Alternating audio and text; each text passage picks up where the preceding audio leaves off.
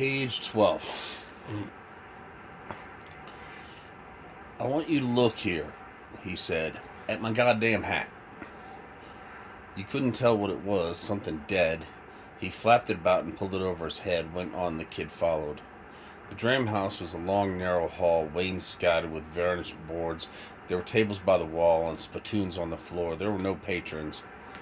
The barman looked up when they entered, and a nigger that had been sleeping on the floor stood the broom against the wall, and he went out. "Where's Sidney?" said the man in his suit of mud. "In the bed, I reckon." They went on. "Toadvine," called the barman. The kid looked back. The barman had come from behind the bar and was looking after them. They crossed through the door from the lobby of the hotel toward the stairs, leaving varied forms of mud behind them on the floor. As they started up the stairs, the clerk at the desk leaned and called to them, "Toadvine." He stopped and looked back. "He'll shoot you." "Old Sidney?" "Old Sidney." They went on up the stairs.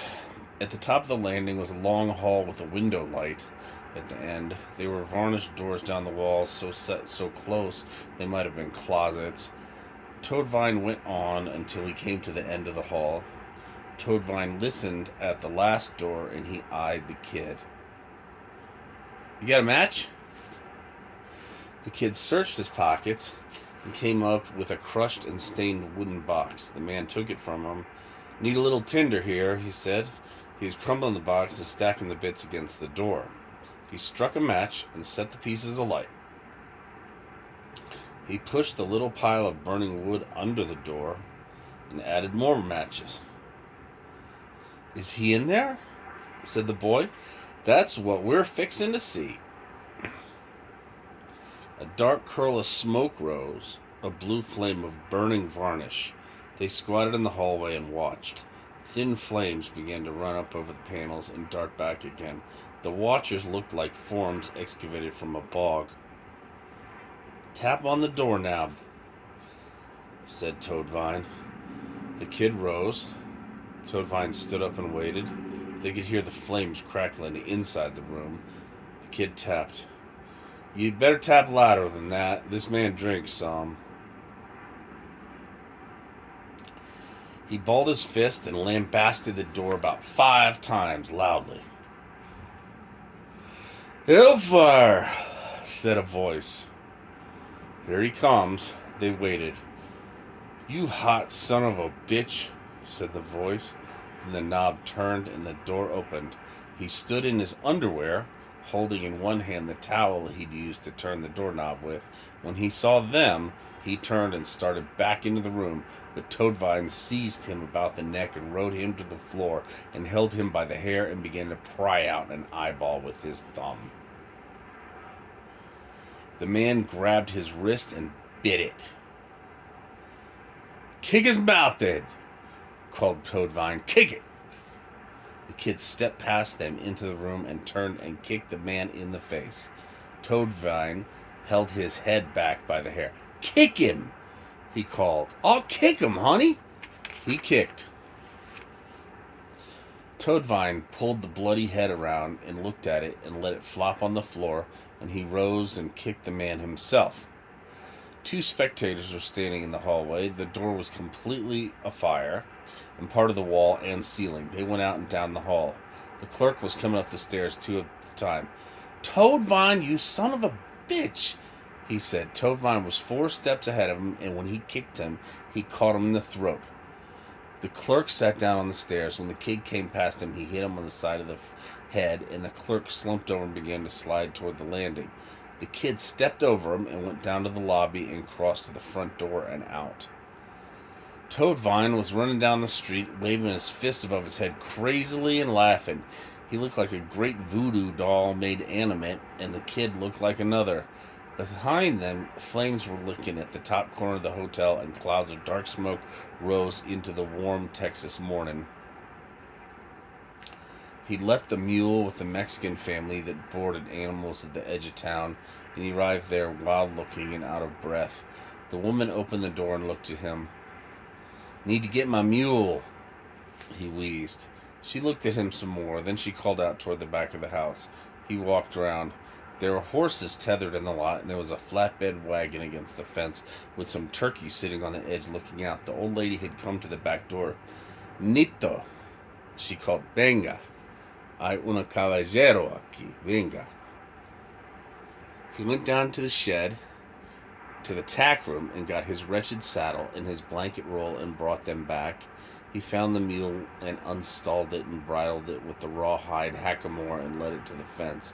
He leaned against the animal with his shoulder and got the saddle over it and got it cinched. The mule started in shyings and running its head along the fence. He led it across the lot. The mule kept shaking its head sideways as if it had something in its ear. He led it out onto the road. As he passed the house, the woman came padding out after him. When she saw him put his foot in the stirrup, she began to run. He swung up into the broken saddle and chucked the mule forward. She stopped at the gate and watched him go. He didn't look back. When he passed back through the town, the hotel was burning, and men were standing around watching it, some holding empty buckets.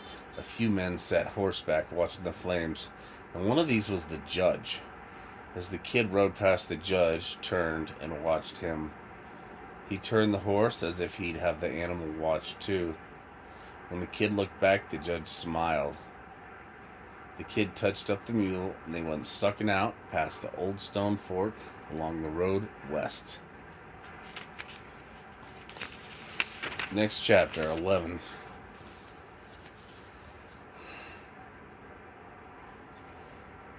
Across the prairie, a hermit, a nigger's heart, a stormy night. Westward again, cattle drovers, their kindness. On the trail again, the dead cart, San Antonio de Bexar, a Mexican cantina, another fight, the abandoned church, the dead in the sacristy, at the ford, bathing in the river. Page 16. Now come the days of begging, days of theft, days of riding where there rode no soul save he. He's left behind the pinewood country, and the evening sun declines before him beyond an endless swale, and dark falls here like a thunderclap. A cold wind sets the weeds to gnashing.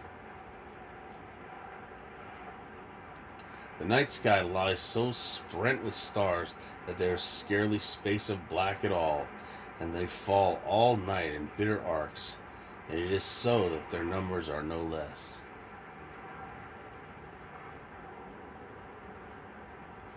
He keeps from off the King's Road for fear of citizenry. The little prairie wolves cry all night, and dawn finds him in a grassy draw where he'd gone to hide from the wind. The hobbled mule stands over him and watches the east for light. The sun that rises is the color of steel. His mounted shadow falls for miles before him. He wears on his head a hat he's made from leaves, and they have dried and cracked in the sun, and he looks like a raggedy man wandered from some garden where he'd used to frighten birds or something. Come evening, he tracks a spire of smoke rising obliquely from among the low hills, and before dark he hails up at the doorway of an old anchorite nested away in the sod like a ground sloth. Solitary, half mad, his eyes red-rimmed as if locked in their cages with hot water, but a ponderable body for that. He watched wordless while the kid eased down stiffly from the mule. A rough wind was blowing, and his rags flapped about him. "Seen you smoke," said the kid. "Thought you might spare a man a sup of water." The old hermit scratched in his filthy hair and looked at the ground. He turned and entered the hut, and the kid followed. Inside, darkness and a smell of earth. A small fire burned on the dirt floor, and the only furnishings were a pile of hides in one corner. The old man shuffled through the gloom, his head bent to clear the low ceiling of woven limbs and mud. He pointed down to where a bucket stood in the dirt. The kid bent and took up the gourd floating there and dipped and drank. The water was salty, sulphurous. He drank on. "You reckon I could water my old mule out there?" The old man began to beat his palm with one fist and dart his eyes about. "Be proud to fetch in some fresh. Just tell me where it's at. What you aim to water him with." The kid looked at the bucket, and he looked around in the dim hut. "I ain't drinking after no mule," said the hermit. "Have you got no old bucket nor nothing?" "No," cried the hermit. "No, I ain't." He was clapping the heels of his clenched fist together at his chest. The kid rose and looked toward the door. "I'll find something," he said. "Where's the well at?" "Up the hill. Follow the path." "It's nigh too dark to see out here." "It's a deep path. Follow your feet. Follow your mule. You can't go." He stepped out into the wind and looked about for the mule. But the mule wasn't there. Far to the south, lightning flared soundlessly. He went up the path among the thrashing weeds and found the mule standing at the well. A hole in the sand with rocks piled about it, a piece of dry hide for a cover, and a stone to weight it down. There was a rawhide bucket with a rawhide bale and a rope of greasy leather. The bucket had a rock tied to the bale to help it tip and fill, and he lowered it until the rope in his hand went slack when the mule watched over his shoulder. He drew up 3 buckets full and held them so the mule would not spill them, and then he put the cover back on the well and led the mule back down the path to the hut. "I thank ye for the water," he called. The hermit appeared darkly at the door. "Just stay with me," he said. "That's all right." "Best stay. It's fixing to storm." "You reckon?"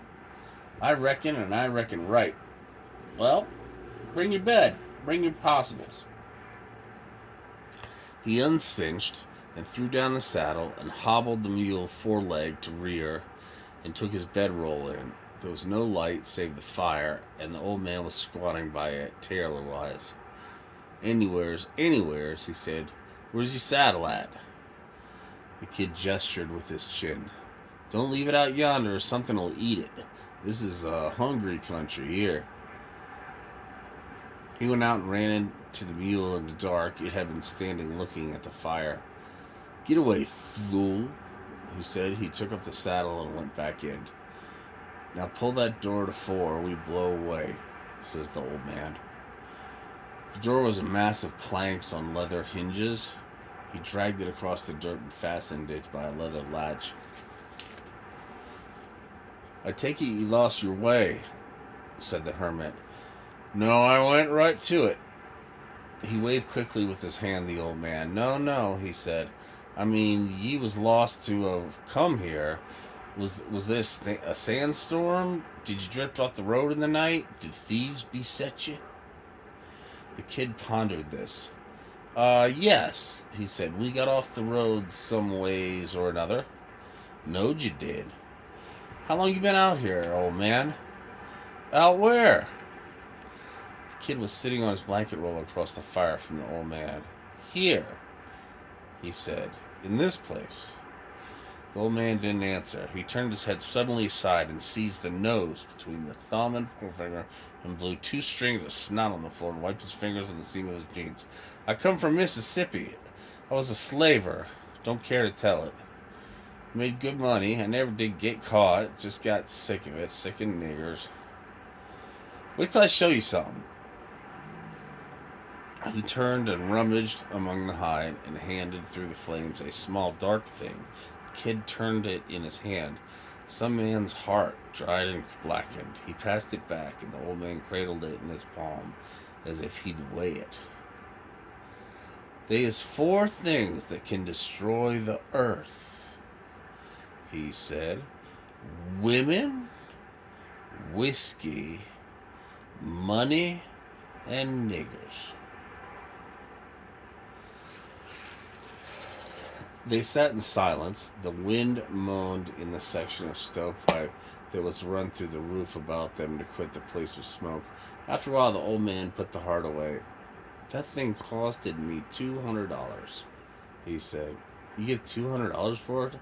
I did, for that was the price they put on the black son of a bitch it hung inside of.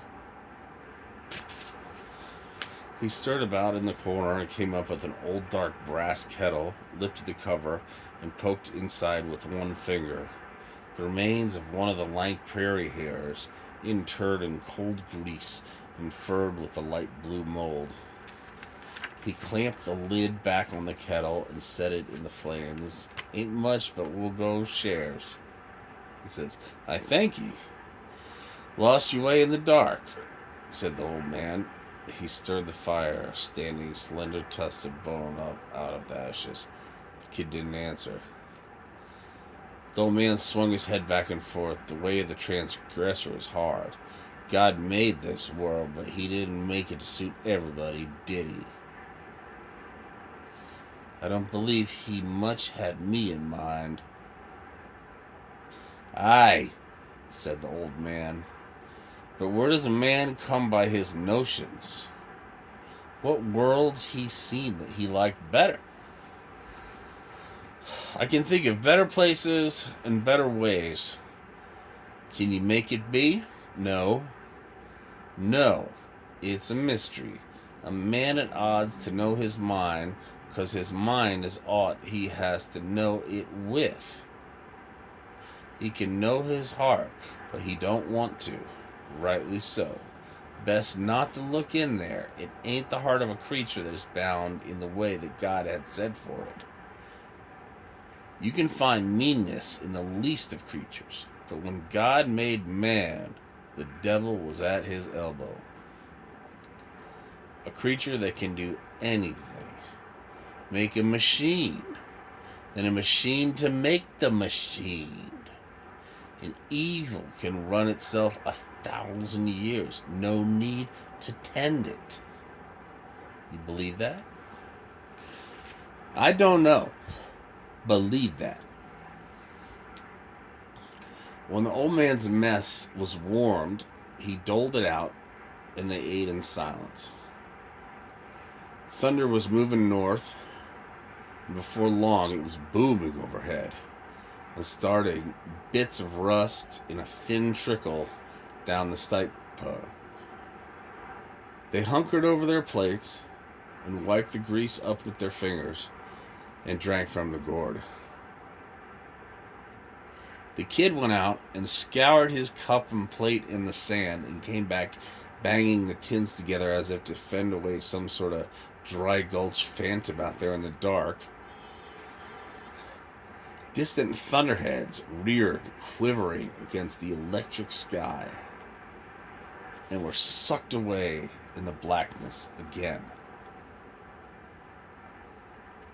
The old man sat with one ear cocked to the howling waste without. The kid shut the door.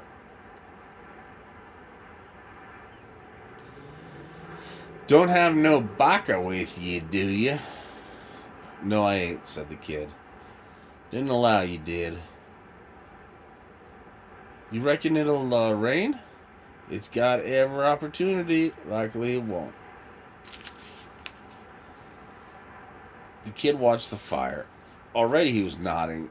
Finally he raised up and shook his head. The hermit watched him over the dying flames. Just go on and fix your bed, he said. He did, spreading his blankets on the packed mud and pulling off his stinking boots. The flue pipe moaned, and he heard the mules stamp and snuffle outside. And in his sleep he struggled and muttered like a dreaming dog. He woke sometime in the night with the hut in almost total darkness, and the hermit bent over him and all but in his bed. What do you want? The hermit crawled away, and in the morning when he woke, the hut was empty, and he got his things and left. All that day he watched to the north a thin line of dust. It seemed not to move at all, and it was late evening before he could see that it was headed his way. He passed through a forest of live oak, and he watered at a stream, moved on in the dusk, and made a fireless camp.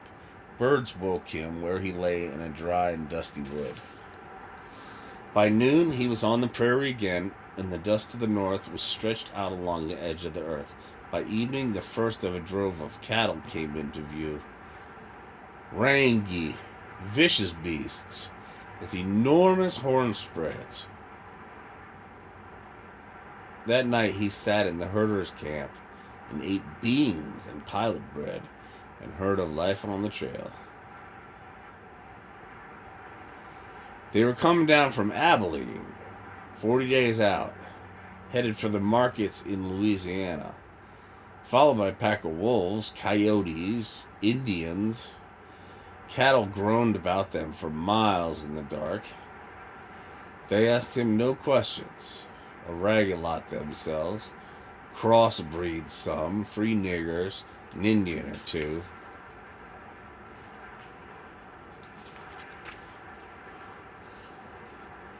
I had my outfit stole, he said. They nodded into the firelight. They got everything I had. I ain't even got my knife. You might could sign on with us. We lost 2 men, turned back to go to California. I'm heading yon way. I guess you might be going to California your own self. I might. I ain't decided yet. Them boys was with us, fell in with a bunch from Arkansas. They was heading down for Bexar, going to pull for Mexico and the West. I'll bet them old boys is in Bexar drinking their brains out. I'll bet old Lonnie's Doan topped every whore in town. How far is it to Bexar? It's about 2 days. It's further than that. More like 4, I'd say. How would a man go if he had a mind to? He asked. You cut straight south. You ought to hit the road about half a day. You going to Bexar? I might do. You see old Lonnie down there. You tell him, get a piece from me. Tell the old Oren. He'll buy you a drink if he ain't blowed all his money in. In the morning, they ate flapjacks with molasses, and the herder saddled up and moved on.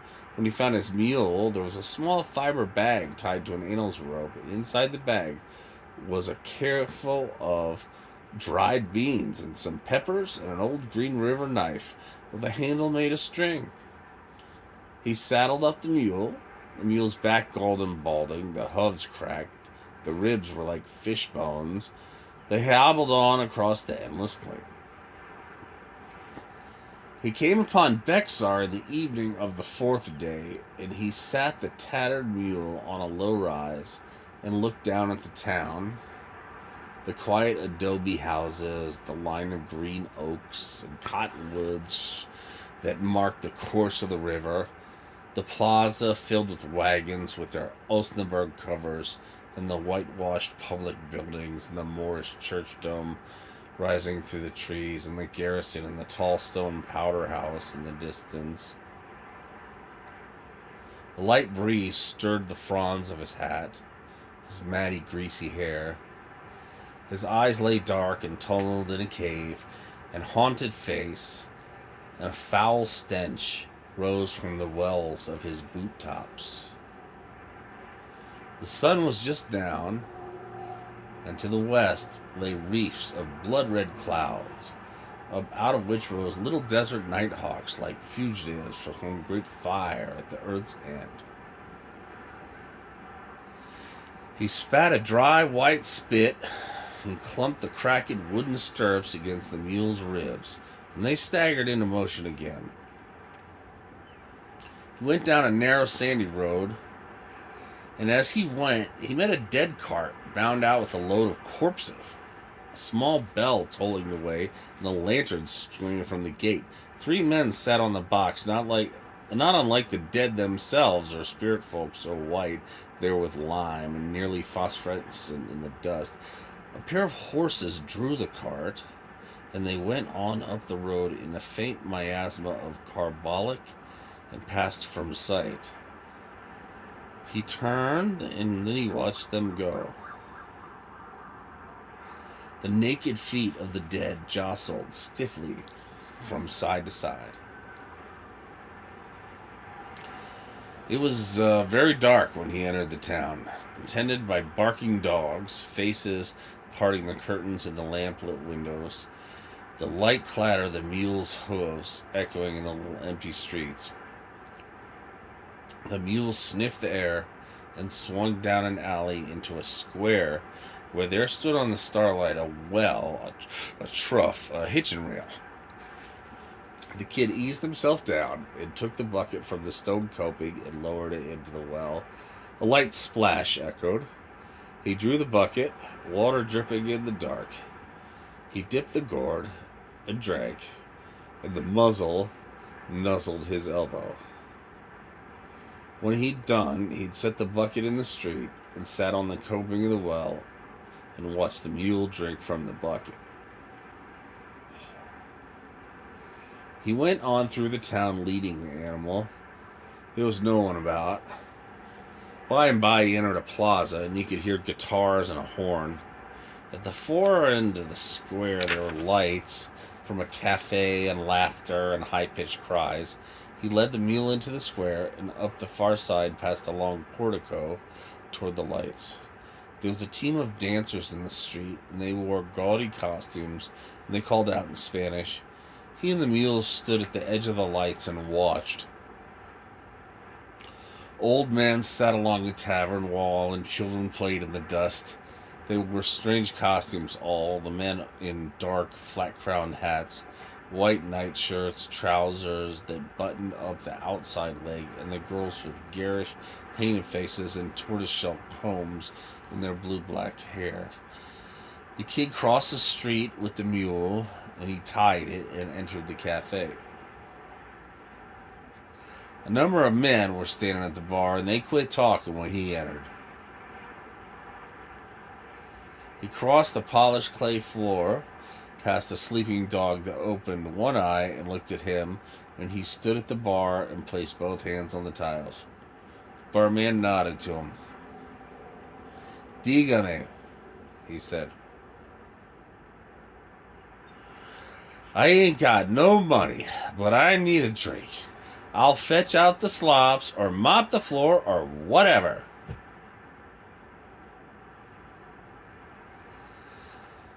The barman looked across the room to where 2 men were playing dominoes at a table. "Abuelito," he said.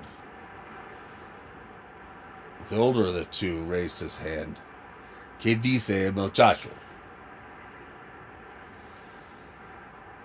The old man looked at the kid and turned back to his dominoes. The barman shrugged his shoulders. The kid turned to the old man. "You speak American?" he said. The old man looked up from his play. He regarded the kid with that expression. "Tell him I'll work for a drink. I ain't got no money."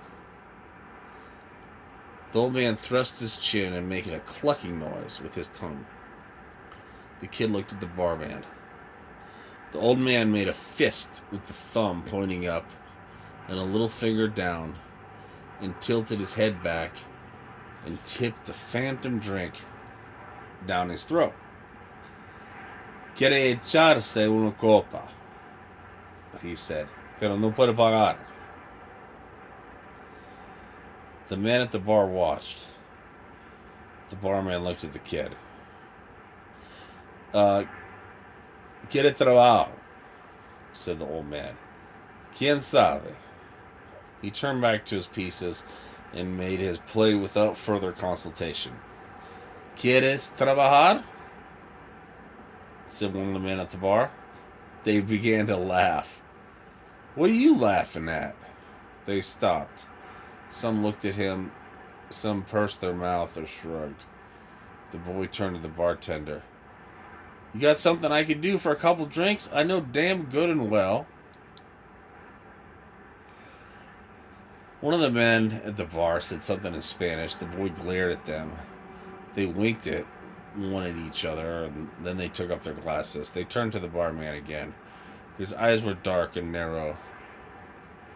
"Sweep the floor," he said. The barman blinked.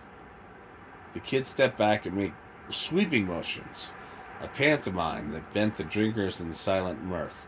"Sweep," he said, pointing at the floor. "No está sucio," said the barman. He swept again. "Sweep, God damn it," he said. The barman shrugged. He went back to the bar and got a broom and brought it back. The boy took it and went on to the back of the room. A great hall of a place. He swept in the corners where potted trees stood silent in the dark. He swept around the spittoons. He swept around the players of the table. He swept around the dog. He swept along the front of the bar, and when he reached the place where the drinkers stood, he straightened up and leaned on the broom and looked at them. They conferred silently among themselves, and at last one took his glass from the bar and stepped away. The others followed. The kid swept past them to the floor.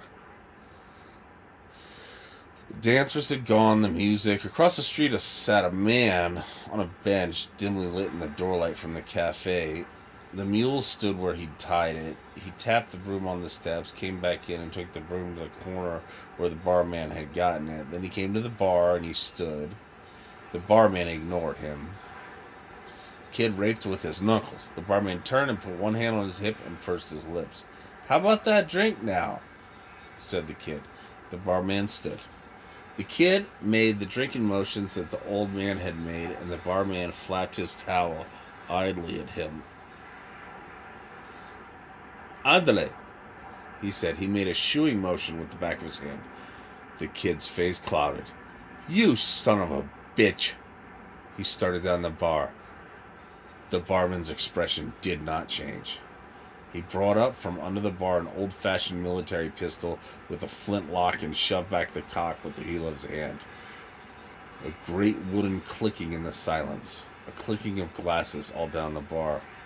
Then the scuffling of chairs pushed back by the players at the wall. The kid froze.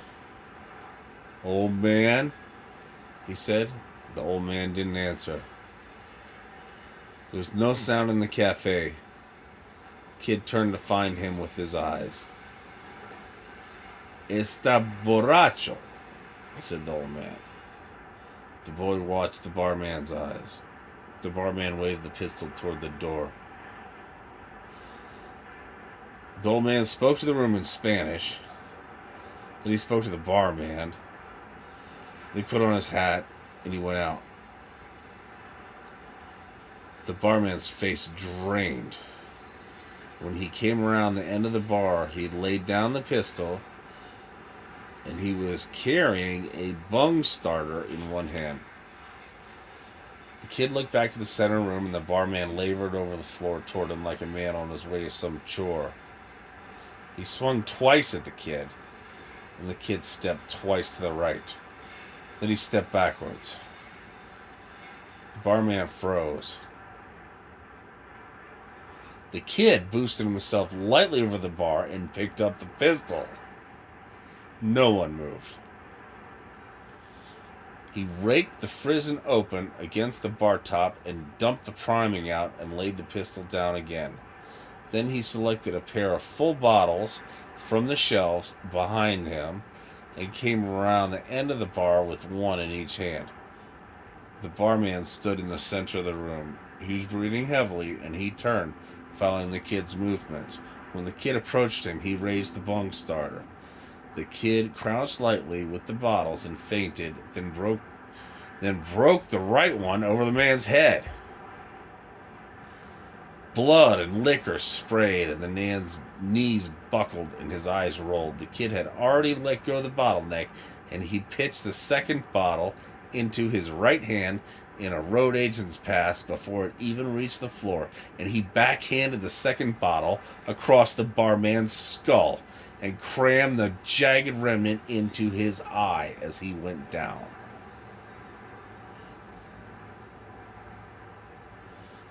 The kid looked around the room. Some of those men wore pistols in their belts, but no one moved. The kid vaulted the bar and took another bottle and took it under his arm, and he walked out the door. The dog was gone. The man on the bench was gone. He untied the mule and led it across the square.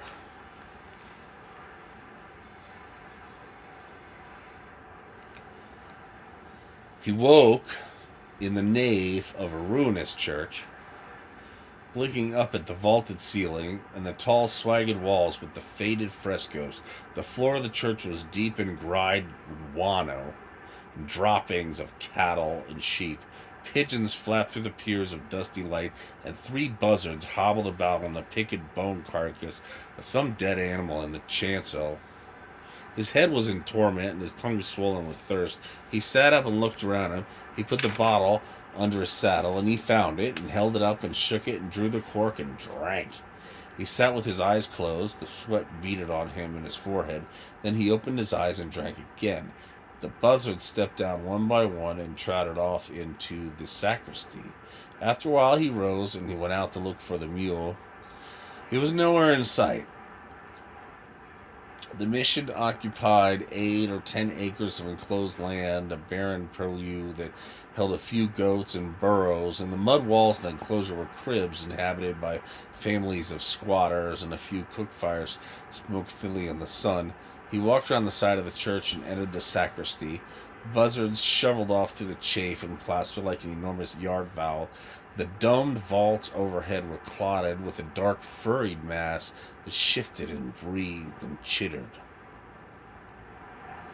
In the room was a wooden table with a few clay pots, and on the back wall lay the remnants of several bodies.